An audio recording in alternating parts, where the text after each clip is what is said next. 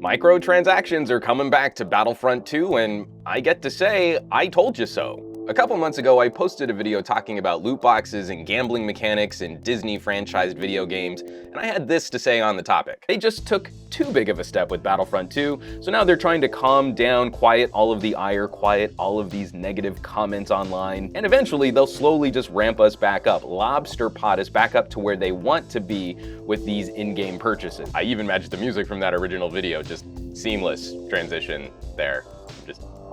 I'm proud of me. Okay, so not the most startling revelation. I'm no Nostradamus over here. I think a lot of us could see this was the business model that EA was going to employ. And to be fair, we don't know exactly what mechanic's gonna be employed for the return of microtransactions on Battlefront 2. But I think we can point to some very upsetting trends in the world of video gaming. There's less incentive to make well thought out games, carefully crafting new game mechanics to get people hooked on new styles of gameplay. There's just too much money on the table when you can package up an established IP, especially a fan favorite franchise, and then make the game as hard to grind as possible so that it feels magnanimous when you offer up a player shortcut utilizing real world monies. If I'm being perfectly frank, the corporate reply to this loot box controversy has just felt overwhelmingly punitive. Oh, you don't want a gambling box that you pay real money for that gives you some potential of unlocking one of your favorite characters so that you keep coming back to that slot machine arm time and time and time and time again? Well, I hope you enjoy an unlimited amount of grind to unlock your favorite characters. We're well familiar with this in the mobile space. You know, developer puts out a new app,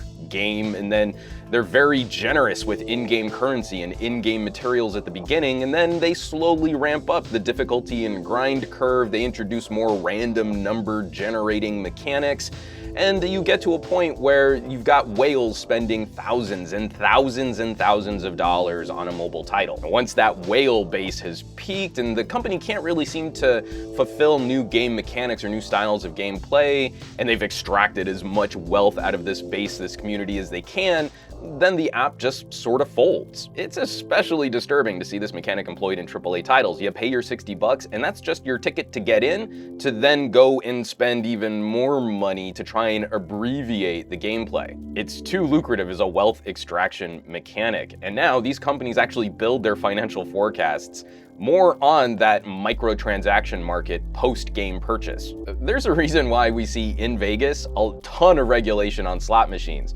They're computerized. They could change the odds of winning on the fly to try and keep someone hooked. So that's why they're not allowed to monkey with those mechanics while a player's actually engaged with the machine. Data mining your behavior, how you're likely to interact with a game, and how a company can extract more money from you based on your own behavior is not that difficult. And we've seen a few positive steps. Apple is going to mandate that any game that employs a random number generated event has to give up the odds of what your likely outcomes might be. And Google, you might want to get on that too. That's not what games should be about. We should be celebrating those companies that invest in new game mechanics, new methods of storytelling, and new methods of interactive collaboration. And now's the time to go back and revisit some of your old favorite franchises and maybe pass them along to a new generation of gamers. We can all laugh at how crappy the graphics are in a game like Alien vs. Predator 2, but that game is so much fun.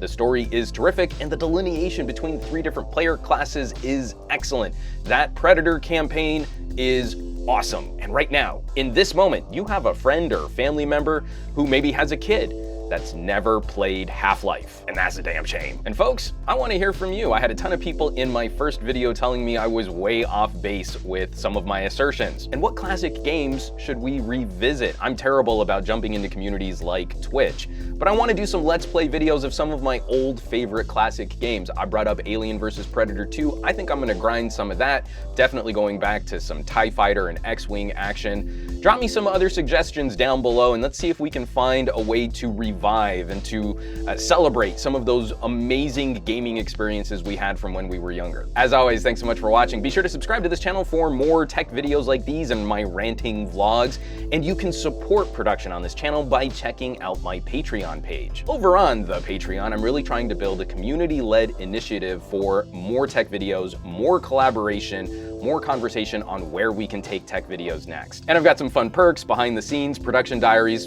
just to help grease the wheels. You know where you can find me around the web, at SomeGadgetGuy on the Instagram, the Twitter, the Facebooks, and I will catch you on the next video.